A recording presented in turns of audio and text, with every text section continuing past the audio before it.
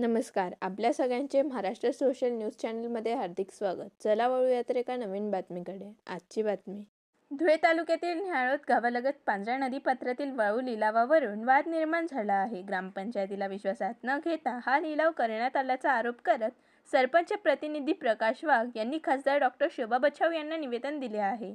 या निवेदनात वाळू उपसामुळे नदीकाठच्या गावातील विहिरींची पाणी पातळी घटून भविष्यात पाणी टंचाई निर्माण होण्याची भीती व्यक्त करण्यात आली आहे.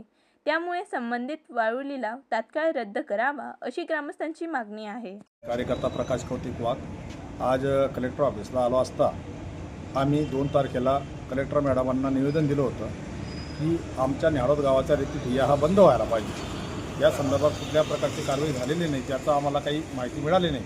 म्हणून आज शोभाताई बच्छाव खासदार धुळे लोकसभा मतदारसंघ त्या कलेक्टर ऑफिसला आल्या असता आम्ही या ठिकाणी आलो आणि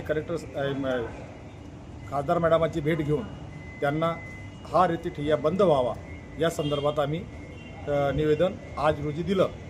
आणि काल रामदादा भदाने, रामकृष्ण बापू खलाने आणि यांना सगळ्यांना आम्ही निवेदन देऊन की न्याळोद गावाचा रेती उपसा हा कायमस्वरूपी बंद व्हायला पाहिजे आणि त्यांच्या जे चोरी करत असतील त्यांच्यावर सुद्धा कठोर कारवाई व्हायला पाहिजे या संदर्भामध्ये आमची मागणी आहे. बातमी आवडल्यास चॅनलला लाईक व सबस्क्राईब करा व दररोज अशा नवनवीन बातम्या पाहण्यासाठी चॅनलला फॉलो करा. धन्यवाद.